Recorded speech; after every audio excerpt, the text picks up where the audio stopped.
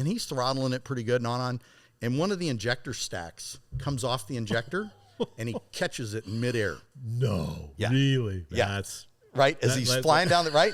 And we get down to the end with the truck to tow him back, and Bill goes, "Here you go, Kevin." And I'm like, Okay. How you doing? Pretty good?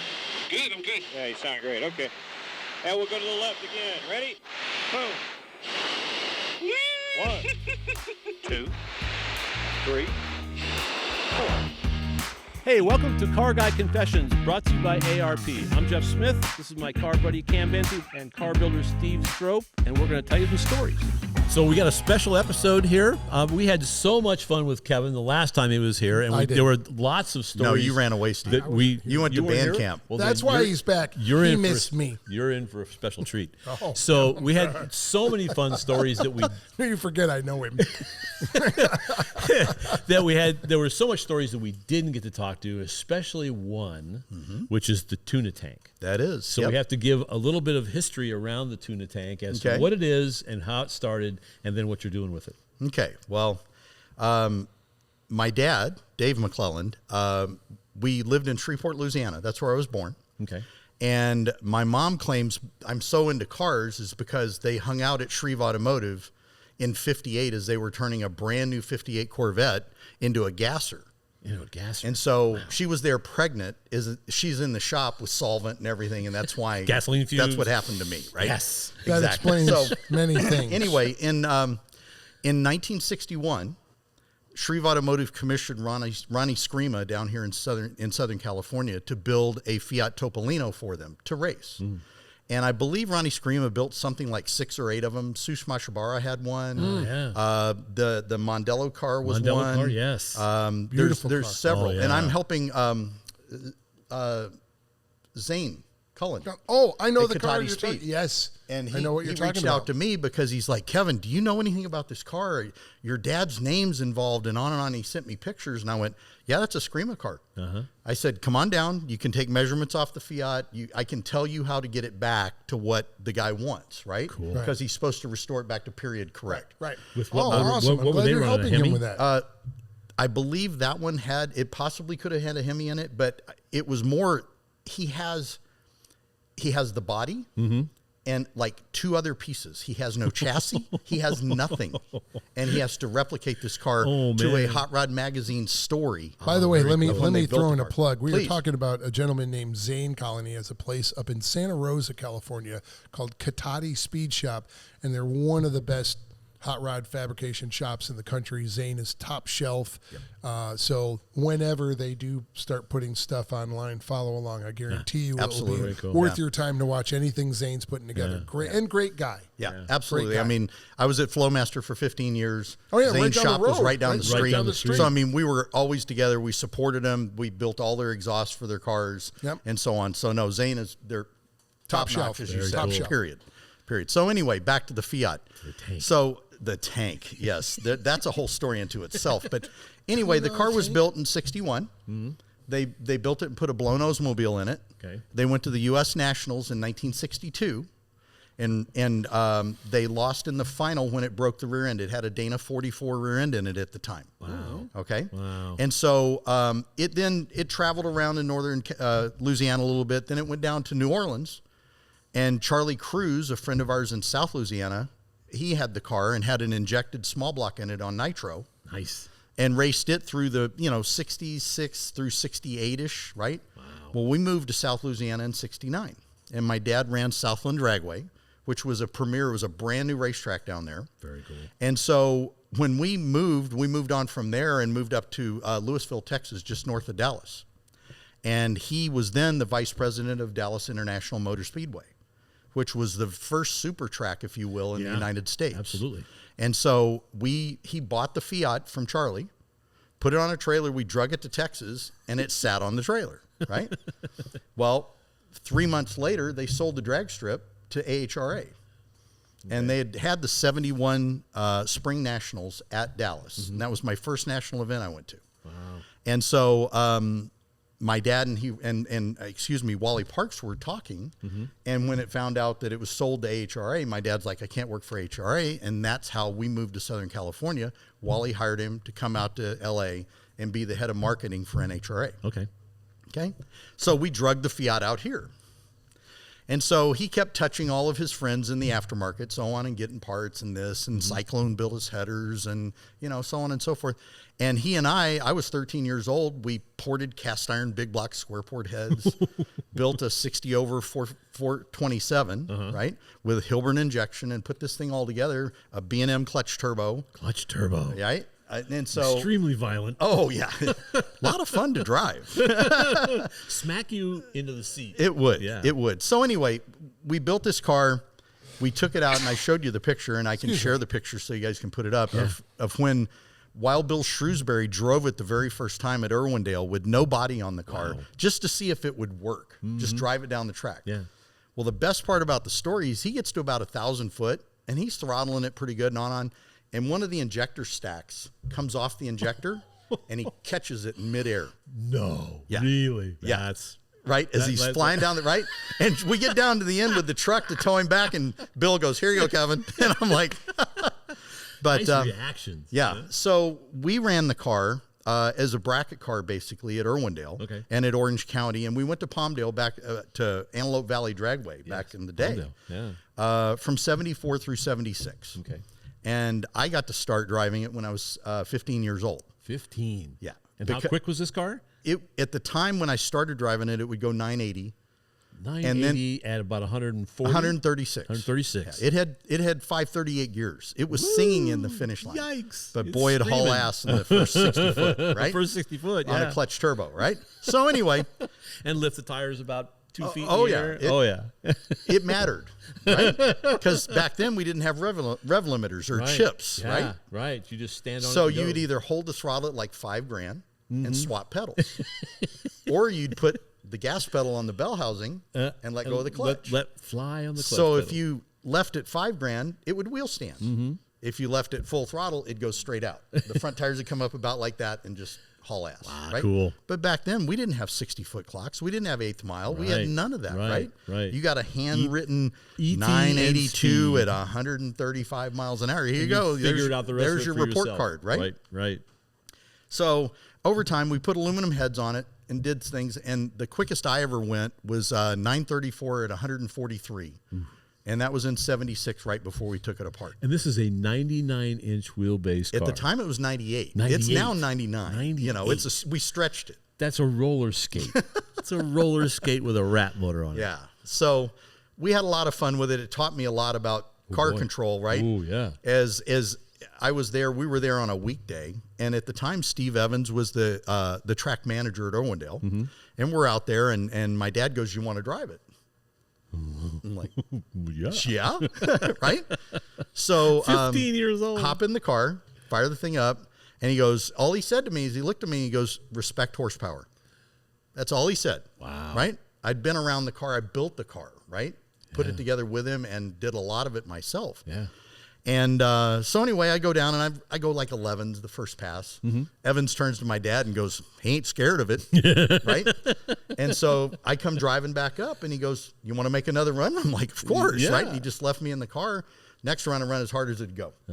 So I ran like 980 something the second pass in a car that actually had any horsepower that I'd ever driven. Right? Wow. So that's amazing. I was ruined. Yeah. Oh, yeah. Right? Yes, exactly. You know, my son has got electric cars. He's got fast street cars and so on. And I put him in every race car that I own. But yeah, I was ruined. And little sidebar, and I'm sorry, I'm just going off. No, this is great stuff. Yeah. So Daniel, I think, I don't know what episodes are going to be in which order, but he said he started driving go-karts at 11, right? Or racing at 11. So I had driven go-karts right out of high school, and it teaches you ultimate car control. Yes. Ultimate, right? If you can handle a go-kart and so on, you can drive anything. It checks to see if you have a gyro in your ass. Yes. Sorry if I went past, but that's the bottom It's line. ridiculously short wheelbase. Right. Yes. Buttonometer. Exactly. Yes. Yes. Sphincter test. Yeah. Okay. Anyway. So you too can get this kind of entertainment at home for free. For free. Right now on your screen. Yes. So it for Daniel's birthday, for his 11th birthday, we bought a driving school, Terry Ives go-kart driving school, a world famous driver in go-karts back in the day. And it was outside of Sacramento. And I told Lisa, my wife, I said, I want to get that for Daniel for his birthday. And she goes, okay, well, what if he wants to do it? You know, like after I said, then we'll do it. We'll go racing. Right? And so 3 go-karts later, right, he turned 16, and I finally said, you got to pick a lane. Yeah. I can't afford drag racing and go-karts. Because I was spending more money on go-karts than I was on my drag race car at the time. So one of the things I like to do is always assemble an engine with ARP bolts, and it's not just because they're sponsors, but because it really does work. And the stuff is fantastic. I never have to worry about it. Steve, you building cars too? Yeah, actually, it's part of my baseline design plan when I'm building a car that's going to be shown or featured in a magazine. It's part of the plan to have that little bit of diamonds all over the engine bay or in the suspension. Yeah, the stuff is beautiful. I remember a long time ago, I built the first time I ever touched it, 69 Z28. All of the water jacket holes had stripped out, and I learned about ARP studs. So check them out at arp-bolts.com or check out their catalog. You'll find everything you're looking for. But the Fiat, we moved to Southern California in 71. We put it together. I raced it, like I said. In 76, we took it apart to build a project for Popular Hot Rodding magazine. Okay. They wanted to do a drag race series on, and it was called, it was Project Econo Altered. Okay. We took it Which apart. Was big back then. It was really big. That was the beginning of the Econo Dragster, Econo Altered, phase of NHRA drag racing. So we got a bunch of parts. You know, we got the manifold and the carburetor from Holley that was spec for that class. We were putting a 330-inch Oldsmobile in it. Okay. Right? Because of the cylinder heads and the architecture of the engine. And so we started doing these modifications and so on, and it just languished like a lot of magazine story project cars. Yep. Right? Not unusual at all. Right. So it sat for many years. We sandblasted it. We did some upgrades to it. Well, back in about 1992, he took it to Pro Chassis, Mike Ruth's shop, before he moved away. Before he went back to Chicago. Yes. And Mike Ruth took, and we kept it as nostalgia as possible. The front frame rails are original, but everything after you get into the body, we cut off, and it's all chromoly. It's all certified. It's a legal 750 drag race car. Wow, okay. And my dad raced it for several years. I was in Northern California. Tim Moore, our best friend, who's, God rest your soul, passed away. He helped him put it back together and helped him build the car and helped him race it through those years. My dad ended up winning the March meet one year. Really? He's the only race out of all the drag racing my dad's ever observed, been to, everything. That's the only race he's ever won. Wow. Right? He's always behind the microphone. Sure. Yeah. Now, he got to drive a lot of different cars and a lot of people's race cars through the years, but he finally won a race, and it was funny because he sat there and he won in the final round. And the guy pulls off and he's yelling at, "You're a sandbagger." And my dad's like, I just hold my foot on the floor and the light comes on and my light came on in my lane. You know, what do you mean? And you bracket racers. And my dad just had a laugh. He calls me, right? Because I wasn't even there. So anyway, it took us a long time to get to where the car would repeat and do that safely.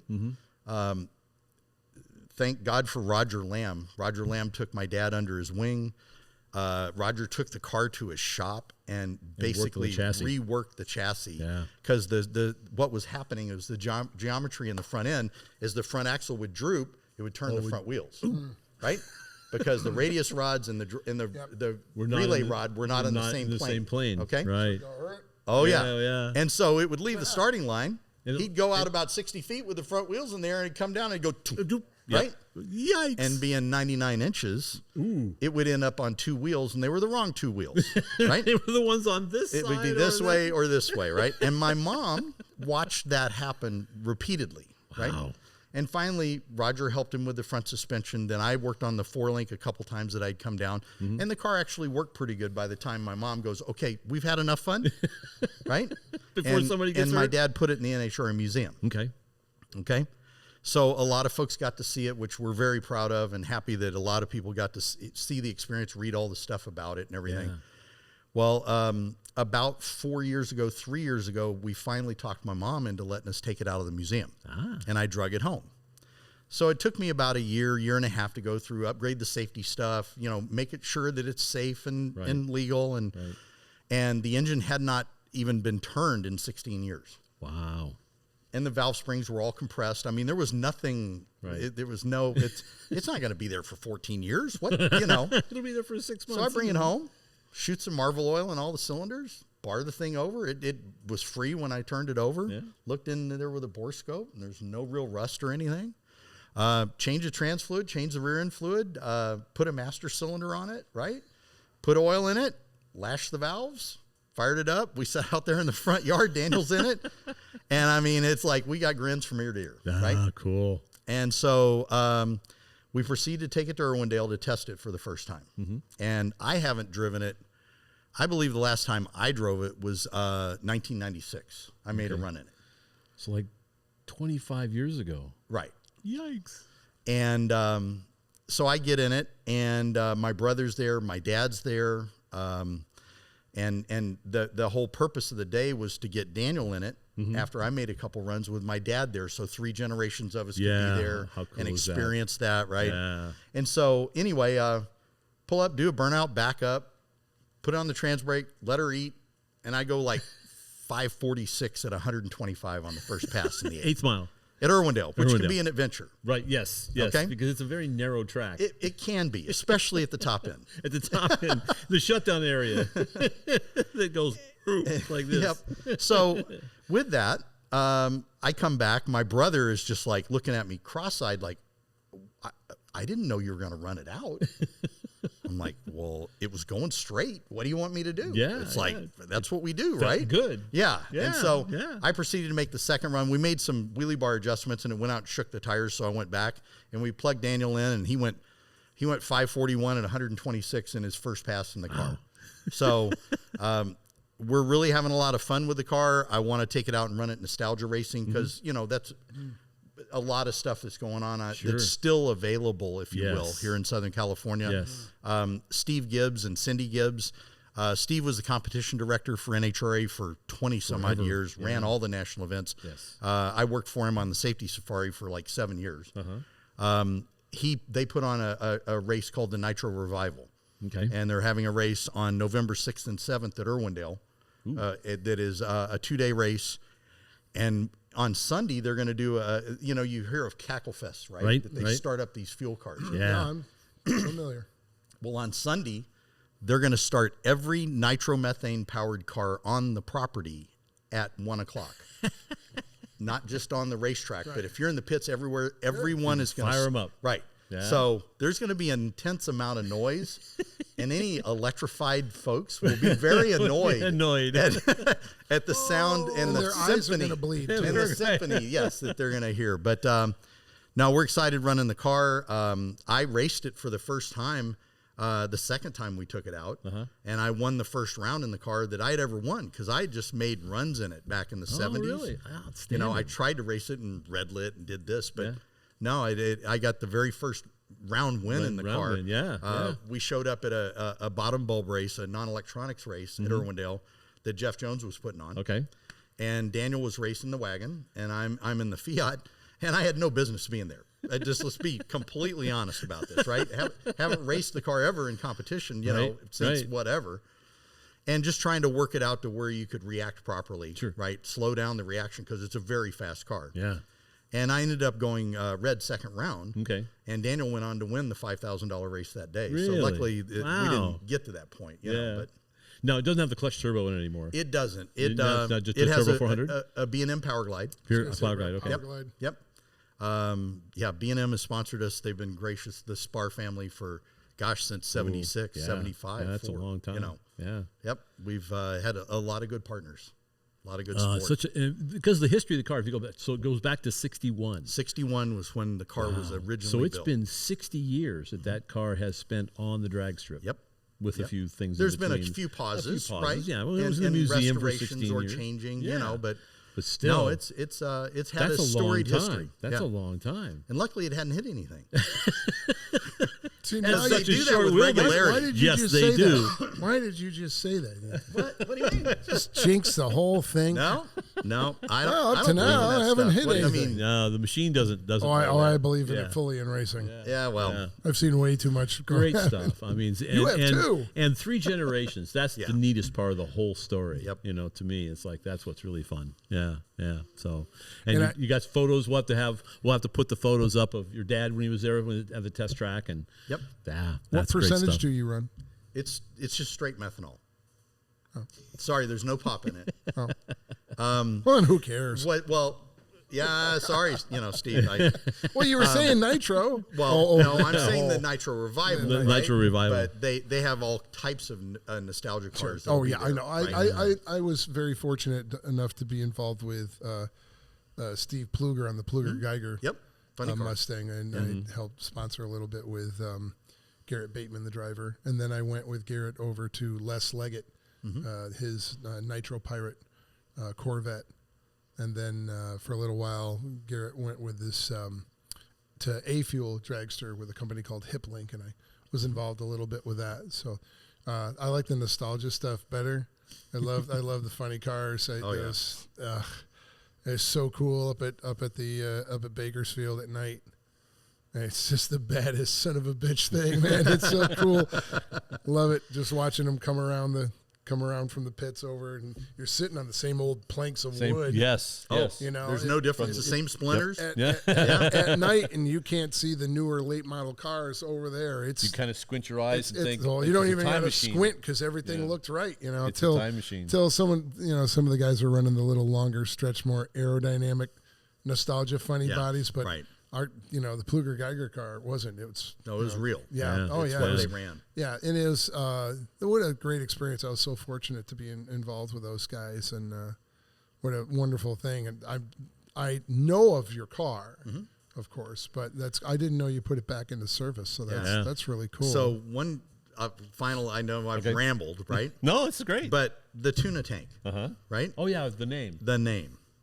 So my dad again worked at the National Hot Rod Association, and so they're taking a break during the day, and there's Steve Gibbs, Leslie Lovett, Bill Holland, my dad, and they're all in the break room, and break is over, right? And Wally walks in and goes, "What do you guys think this place is? A tuna factory?"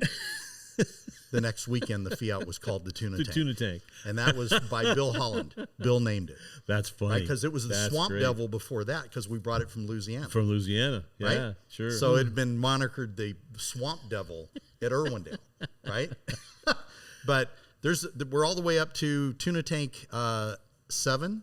Yep, Okay. Tuna Tank 7. Several of Daniel's go-karts were Tuna Tanks. Okay. But my 57 was Tuna Tank 2. 2, right. Tim's Roadster that I drove was Tuna Tank 3. My Roadster now is 4. Okay. Right? Then 2 go-karts. And then the wagon is Tuna Tank 7. And our 64 El Camino, because it's a pseudo street car, we didn't call it a Tuna Tank. Tank. It's just Frankie. Because it was basically built from every part that spare we parts had from laying around everywhere, right? Yep. Daniel's fiance named it Frankie. So For we lovingly Frankenstein. Right. Yeah. Pope Francis, because it was so holy from all the rust. I come home one day from them working on it all day, right? Yeah. And there's a little hat sitting on top of the roof and like origami, right? Yeah. I'm like, what in the hell is this, right? And Shirley sits there and goes, "Oh, this is Pope Francis," because it's so holy. So, yeah, we've all dealt with our rust and everything, and cutting stuff out and putting cars back together. You know, it's. Well, those are the great stories, Yeah. and to have your whole family involved. This whole thing is a great deal. That's extremely cool. Yeah. So Keeps me out of jail. We just thought, Keeps me out of jail. Yeah, absolutely, yeah. Because you don't have time to get in trouble. Right. I wish I could stay out of jail. Yeah. I mean, Let me rephrase that. right. Yeah. So we just thought Kevin's had such a great number of stories that we just had to bring this one out again and let you know about it. And maybe you can follow it online. I'm sure that the'll be. Oh, yeah, definitely lots of on social media. It'll be social on media. Facebook. Do you look up you or Tuna Tank? Well, there's you can look at Big Mac Racing, hashtag Big Mac Racing, hashtag Tuna Tank Racing, right? Or Team Tuna Tank, excuse me. Team Tuna Tank. Okay. But yes, there's there'll be all kinds of stuff on Facebook and so on. Because I mean, Lucas Oil, K&N, all of our sponsors, we constantly are having to keep it out there in front. Absolutely. Right. I mean, important question: are there Tuna Tank T-shirts? Well, there was the original Tuna Tank T-shirts that were made back in 1990-ish. That John Bell, the artist, made the shirts, and I think there's a few left. There's not a new one. We haven't commissioned a new one because I would really like to make a shirt that has all the cars on it, and everything. That's kind of cool. That would be But cool. Yeah. The tuna family affair. The people that have Tuna Tank T-shirts, like they'll pull them out for the winner circles. Right?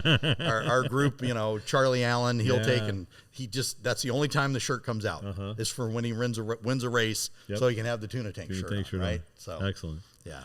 Very cool. Good times. Very cool. Great stories. Great Thank you. stories. Great racing family. I mean, it's just all fun stuff. We'd like to introduce you to a new sponsor of ours. This is InTheGarageMedia.com. Some friends of ours that were in the print magazine business before and now started their own books. We got All Chevy Performance, Classic Truck Performance, and Modern Rotting. Yeah, these are awesome books. They've got lots of educational and entertainment things in them, and they're even good enough quality to include Steve Strope quality vehicles. Maybe. He's we'll working see if up I'm to it. allowed in there. That's right. I don't know. So In the Garage Media, InTheGarageMedia.com. Check them out. Check them out. Get your subscription, sit and read it. And with ARP, it's not just a lot of intake manifolds, studs for heads, but they also have a humongous selection of American and metric that we use all throughout the car, even large bolts that we use on the suspension components, because you want that same strength, that same durability and reliability, plus the beautiful looks. And stuff outside the catalog. Right. They have a special order program where if you're a builder and you need some special stuff made, they can do that for you. So it's an amazing, amazing company to work with. So check them out at arp-bolts.com or check out their catalog. You'll find everything you're looking for. Kind of a special fun one today. So Military edition? Military edition. Okay. So a little bit of backstory real quick. My father was an A4 driver in the Marine Corps. My brother was a bombardier navigator in the A6. I think if I had not been into cars as deeply as I was, I probably would have gone a whole different route, this whole thing. So come from a military family, and one of the advantages of being the editor of Hot Rod Magazine back in the day, 1992, my publisher comes in one day. Back then, we had such a pull on young men just graduating from high school with a lot of technical expertise. Right. The Air Force, the Navy. That was our readership at that time. That was our readership. Big readership. All three military branches were advertising with the magazine, and they were always pushing us to do, what could you do for us? What kind of stuff could we do with you? And my publisher walks in my office one day. Harry Hibbler walks in and says, "You're probably not going to want to do this, but you want to go for a ride with the Thunderbirds and an F-16?" Yeah, let's go now. And it's like, well, no. Pick me. It's going to be 3 or 4 months, so we set the whole thing up. And so I arrive at Nellis Air Force Base outside of Las Vegas. That's where the home of the Thunderbirds. And my pilot's Captain Chris Chambliss, who was the narrator for the team. And he says, okay, set me up the day before. Come in way in the morning, and they run me through all the safety procedures and everything, all these things. They hooked me up in the harness, and they said, okay, if the pilot says eject at the end of the third one, he's gone. You better be going too. And all the stuff that you'll never need because we've never had a problem, blah, blah, blah. So, and I knew this all going in ahead of time. So my father was, like I said, was an A4 driver, but he was a Mustang. And as a Mustang, that is, in the military, that is an enlisted man who then becomes an officer. So my dad was a plane captain and enrolled or enlisted in the Navy in, I think, 1949 or 1950, right? So by the time he got to be a plane captain, Korea was over, and realized that as a plane captain, he's the guy that's responsible for the bird, right? He's the one that's responsible for the aircraft, and decided he would much rather fly them than work on them. So went through Pensacola, got his wings, and became a pilot. And so I'm talking to my dad now. This is now, literally 42 years later. And so we're talking. He goes, now look, we're going to be pulling some G's in this aircraft because it's rated to 9 G's. That's the maximum that you can pull. And he says, you might feel a little queasy. Whatever you do, don't yak in the man's airplane, right? So, yes, sir. And so he's telling me, he says, so that we go through all these procedures and everything. So then they go to stick me in the bird, and the crew chief is bolting me in place. Here's your AirSick bag. Here's the canopy, the ejection seat. Here's the AirSick bag. Here's the throttle. There's the AirSick bag. And after about 4 of this, I said, so my dad was an A4 driver with the Marine Corps, and and he told me what to do if like the worst possible thing happens, right? And you filled all these bags, and you got to yak again. He says you pull your mask off, and you just yak in your suit. And I said, because the cleanup on aisle 9 is pretty nasty. The cleanup is ugly, and the crew chief has to do it. So I told him, I said, so my dad told me what to do, and I went through that procedure, and he looked at me and said, I'd really appreciate that, sir. I said, but don't worry, it's not going to happen. So we take off. So what they do is they line you all up on the end of the runway, pulls it in full military power, actually puts it into afterburner, pulls it up about 150 feet off the deck, and then you look out and say, wave to the people over there, and then he stands it on its tail. It goes up 5.6 Gs this way, and then knocks it over on its back, and you fly back down the runway inverted. Yeah. And that was the beginning. So how high did they go up? I think we went like 10,000 feet, 12,000 feet, something in a matter of seconds, because the F-16 has more thrust than weight, so it can accelerate 5.6 Gs. So that's 5.6 G, your body weight shoving you down into the seat. So then we go out to the gunnery range where they go test, and then we had a lot of fun. So what he would do is he would say, here, well, let's do an inside loop, and it would give me the stick, because I had a stick. Now, F-16 is not hydraulic, it's electronic. So the stick sits on your forearm, right forearm, with a pad here, and the top of the stick deflects 1/8 of an inch. So you think you move it, and the bird reacts. And it's amazing. So if you squint your eyes a little bit and the canopy is clear, I'm Peter Pan, right? I mean, this is so cool. So we do an inside loop, and he goes, you try it.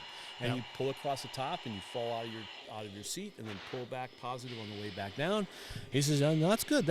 So let's try this. And we did one of the things in their routine is like an 8 or 10 points, 360-degree roll. So he does one, and you'll see this in the video, and then you watch mine, and it's like whoa, all over the place. And so I said, what's a split S, which is you pull up this way and then roll it back that way. So we did a couple of split S's, and so we're doing some stuff, and I'm starting to feel a little queasy, and so the pilot, about every minute, he's asking me, how you doing? I'm fine. And then I was like, well, starting a little queasy a little bit. He goes, just take your mask off, let some fresh air in your face, 30 seconds, a minute. It's like, I'm good to go, right? Pop the mask back on. He goes, okay, let's pull some G's.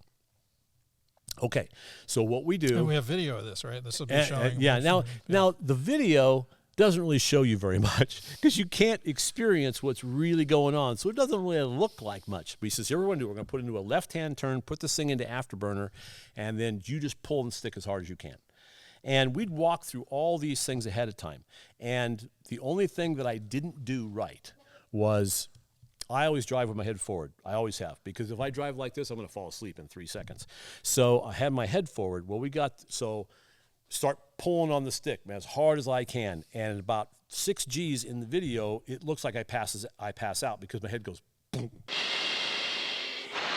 All right, are you ready? Yep. Cannon 1, you're clear to schedule crew tactical range altimeter 299. Okay, go ahead and start pulling. Pull hard. Harder. Really hard. That's it. Keep pulling. Okay, let go for a second. Because my head was over center, and all the weight of, this is not the flight helmet, gets over center and pushed my head down, my chin into my chest. I thought, I'm only going to get one shot of this, so I kept pulling. At the same time, I'm trying to pull my head up, which you can't do. Pulled all the muscles in my neck, right? So it hurts like hell. And he's going, pull, keep pulling.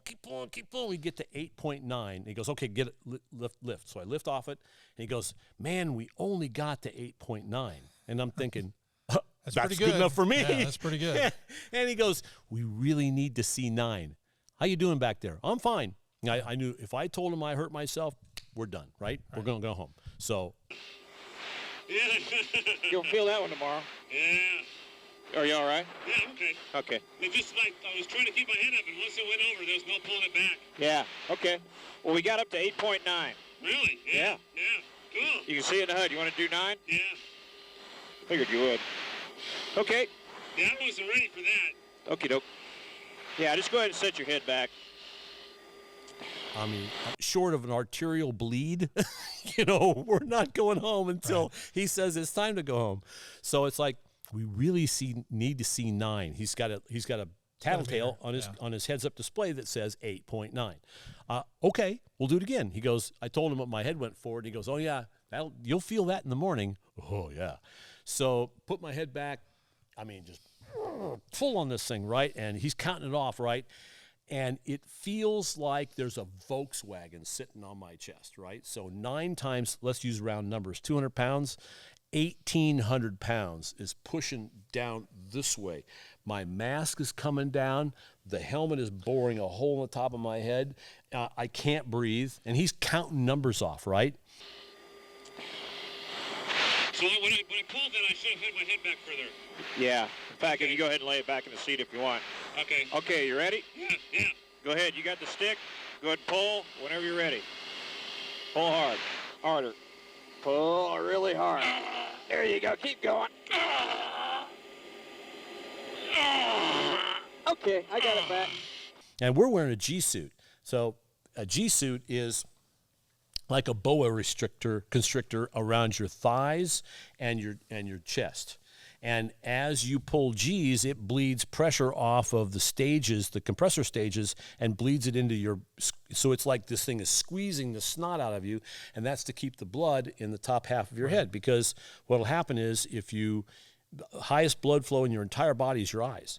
So we were talking about this ahead on the flight, or before the flight, that because I was asking him about G-lock, and he says, well, there's several stages to it. The first one is if you're pulling, you start pulling a lot of G's for a sustained period of time, the first thing that happens is your eyesight goes from color to black and white. Really? And he goes, yeah. And if you keep pulling, eventually your peripheral vision starts to go like, well, not yet. Yeah. So it starts to go like this. I said, well, what's out here? Fuzziness and grayness and eventually blackness. And I said, so what happens if you just keep going? It goes like, okay. How you doing? Pretty good? And then it goes away.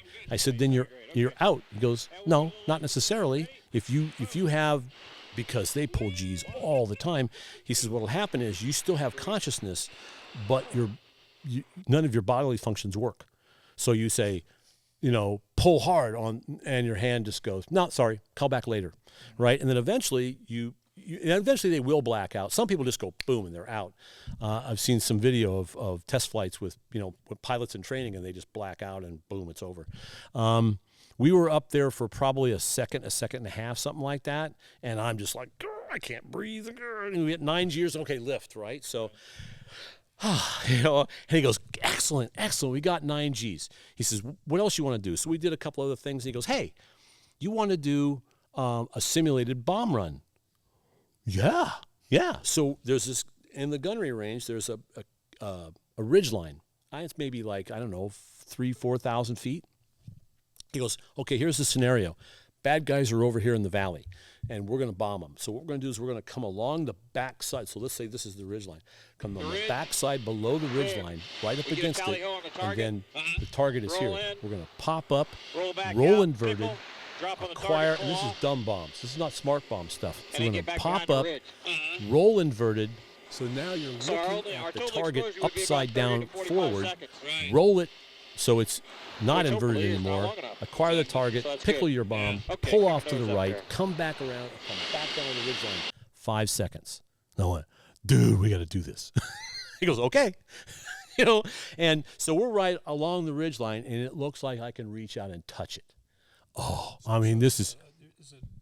You're not really dropping anything. You're just no, it was simulating the deal. Right? So it's roll up, pop up, come, and this pitch up and roll over was probably 6 G's, right? And so I always wondered, how the pilots always talk about in combat how stressful it is. You're just sitting in a cockpit, air-conditioned cockpit. How tough can it be? I was rolling sweat this whole time. I lost 3 pounds this whole thing. It just beats you up. And so then he does that, and we come back, and we're cruising along for a little bit. And he goes, well, looking like we're pretty close to fuel. And all of a sudden, over the intercom, it's a warning. It's a female voice, because males respond to female voices quicker than male voices. And she goes, bingo. bingo fuel. And he goes, We time to call go her home. Bitchin' Betty. It's like, okay. So we fly back home, land the bird, and the deal was the day before, I was supposed to fly the day before, there was a tornado that came through Las Vegas. And I go, oh, there goes my shot. It's going to be months before I get to do this. He was supposed to leave that morning to go as the narrator. He's the front guy. He goes a day ahead of time. And he comes back to me and he goes, tell you what we'll do.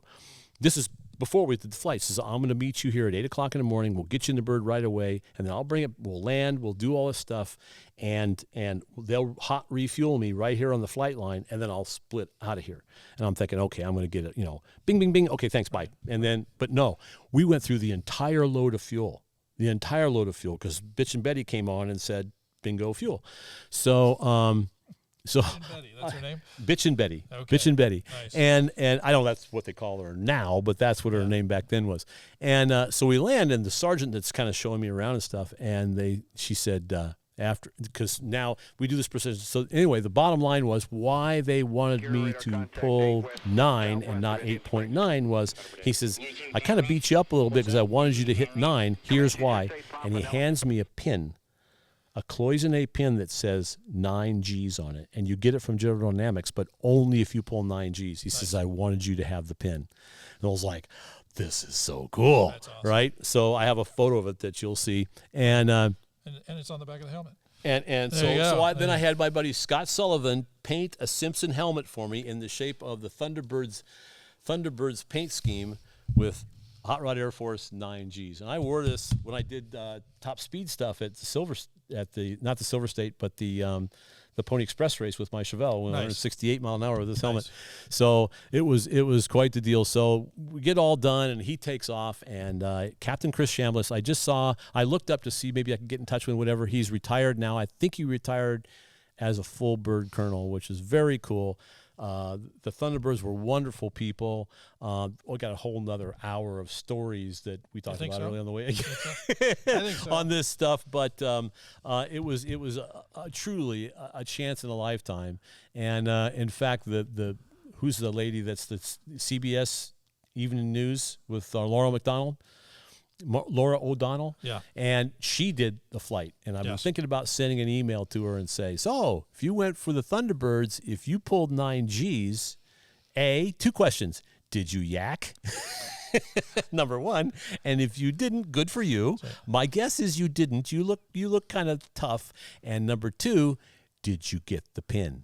And it'll be like, what pin? Well, if she got a pin, she'll know what my question would be. So I have to do that. It'd be kind of fun because it's a small. I don't know. There's hundreds probably of civilians who have had a chance to do this. So can I tell my dad's story real quick?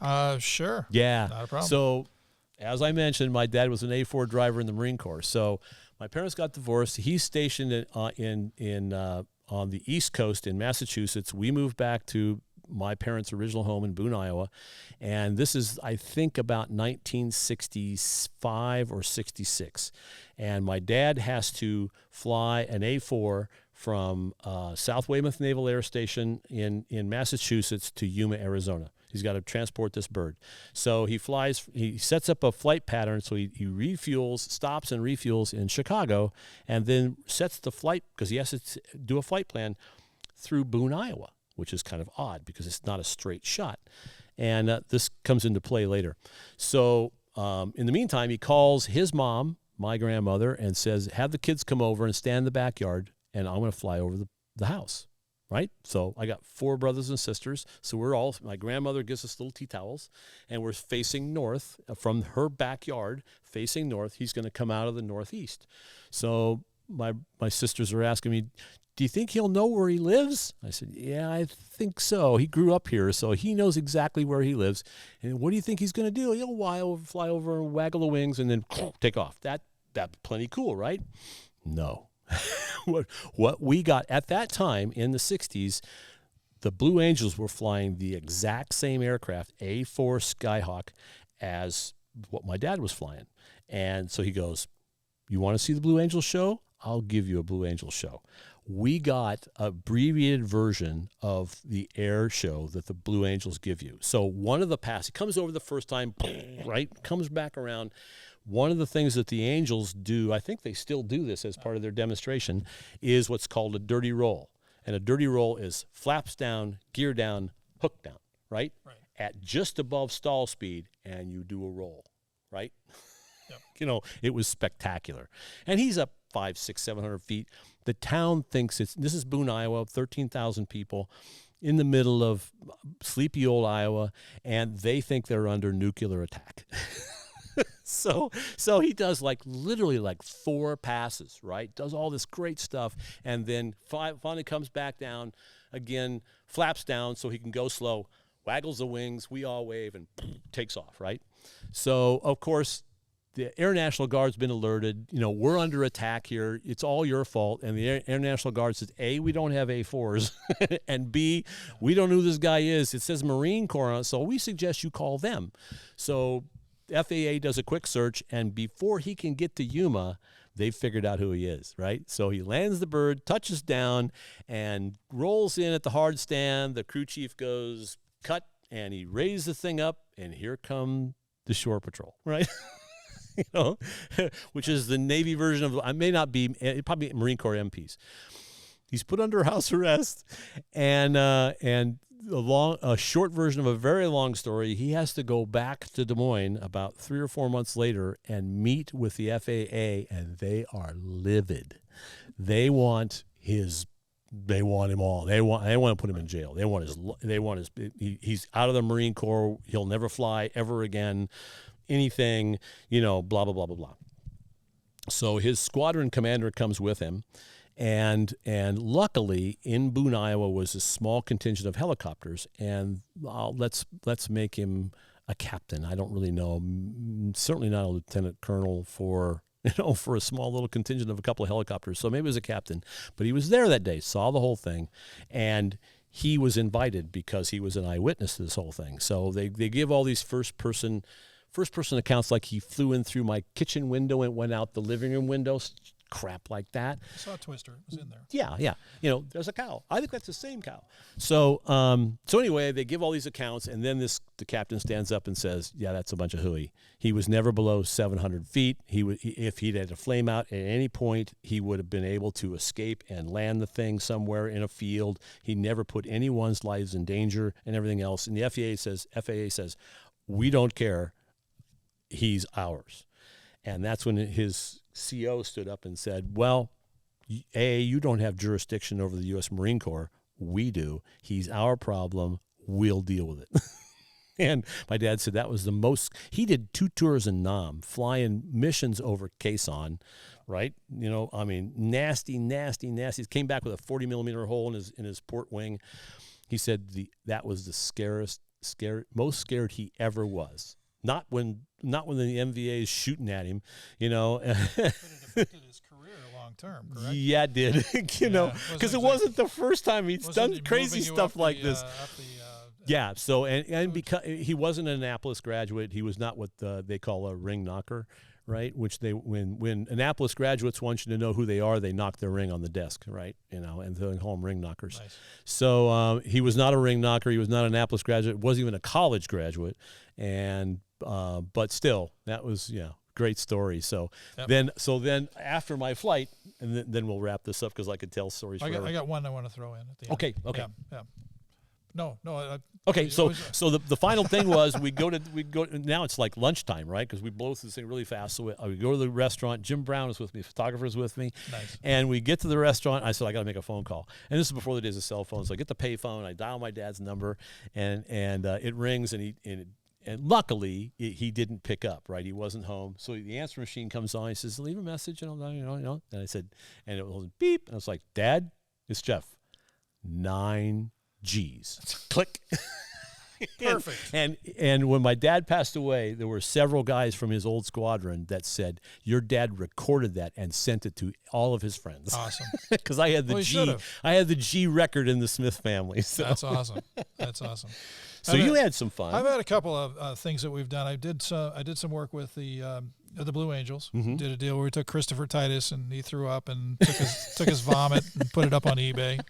It's kind of really? That's the kind of ego you got. Really? He scraped it off, put it in a jar? Oh no, he had it in a bag. He had it in a bag. Oh, Took it. He was like, that's pulled it up like, you know, nasty. it was That's pretty nasty looking stuff. Yikes. And I've done some fun stuff. I did a tail hook on the Kitty Hawk. Spent the night. That was a fun deal. And it was back during that era where they were doing all this stuff. Yeah. Was able to be there when they commissioned the USS Wyoming, the nuke submarine at Groton. That was pretty fun. We did all that. Yeah. But one story that I just buttoned it up with, this was kind of a fun deal. I did a story with Classic Warbirds. It was in Santa Fe, New Mexico. And this guy, Larry Selganic, had a series of about 6 different classic jets. You know, MiG-15, MiG-17, L-29 Czech fighter. He had something called a Fuqua, which was a French fighter, which they were stacked like this. Yeah. You know, so it was pretty cool deal. So I brought a friend of mine who was he was a good pilot. His name was Mike Holloway, and Mike was the pilot for Mrs. Disney way back when. He was quite good. He was actually very good, and he had stopped doing that. But I said, I'm going to do this deal with the Warbirds. I like to bring a pilot. You know, he said he's still certified. He was actually a certified aircraft mechanic and a pilot. Still had his pilot's license. So I thought this will be great. We'll get his impression, the whole bit. Mm-hmm. So we go there, and the first couple of days, Mike is not buying it. There's a giant fuel stain underneath the MiG-15. He's looking at this thing going like, I don't think I want to fly any of these planes. So this is really. They going to let him fly some? So, they're going to let him fly. Wow. He was going to fly it with this guy Larry. Larry was going to be in the plane. Okay. But he was going to let him fly it, and so anyway, so finally he says, well, I'll fly the L-29 Czech fighter. Mm-hmm. Okay, and so that is the same plane that Bob Lutz has. You know, the GM of Chrysler and Chevrolet, all that. Quite a character anyway. So we go out, and so I brought my photographer with me, and we're trying to figure out how we can get air-to-air choreography. So we've got this whole thing that's all set up, and this guy comes back, you know, he looks around the airport in Santa Fe, and he finds like a Russian yak. And it's a biplane, and it's prop driven. Yeah. Okay, yeah. so with a monster engine. Yes, monster engine, and it's open cockpit. Yeah. Yes, yeah. Open cockpit. I think those things can hang on the propeller. Well, Well, the funniest part is that we figure out with all the calculations that the L-29 at its absolute slowest and the Yak fighter at its absolute fastest is about a 15 knot difference. So it's like, this is going to be quick. You know, we're going to have to probably come around the whole time. Yeah. So anyway, so Mike goes in and he gets in the plane, and they're going through the whole deal, and he feels really comfortable on the plane. So it's all good. And before that, we had met this guy who was the guy who does all the annuals on the plane. He's the mechanic. Okay. So we talked to this guy, and nice conversation. We were there for about 3 days, so we were like, you know, screwing around for the whole deal. So we do this thing where we talk to him, and we get a feel for what's going on with the plane. And then Mike goes, because we're trying to put one of those old video cameras in it. This is the 90s. And he says, do you have a set of safety wire pliers? And he's talking to the mechanic, and the guy goes, well, yeah, I think so. And it's like, okay. It was just kind of this weird exchange. It was like safety wire. Of course you safety wire pliers. How bad? How we know what that is, right? We all know what that is. So anyway, he goes and he digs around in his toolbox, and he comes out with these crusty looking safety wire pliers. Comes over, and Mike takes the safety wire pliers and wires the camera into this deal. Makeshift deal, but he does a really nice job. And so it's up in the corner, and he knows where the buttons, where he can turn on the camera and the whole bit. So it's all fired up and ready to go. So we do this deal, and the photography is really good. Mm-hmm. And this, you know, my photographer he's been sitting in the back of this Yak for, you know, it's just the funniest. Open cockpit. I mean, it's a classic old deal. And so we shoot the whole thing, and it comes out great. And we're, you know, at the end of the deal, we're talking and whatever. So I say to the mechanic, I said, so you're gonna do an annual on the Fuqua? He goes, yeah, I'll do that pretty soon. I said, so how long have you been a certified aircraft mechanic? He goes, I'm not a certified aircraft mechanic. But you're gonna do an annual on that plane? He goes, well, I have a book. But the capper was the whole deal. With the same conversation, we're going, so how do you know Larry? We're talking to the mechanic. How do you know Larry? He goes, oh, we have a vending machine operation on the other side.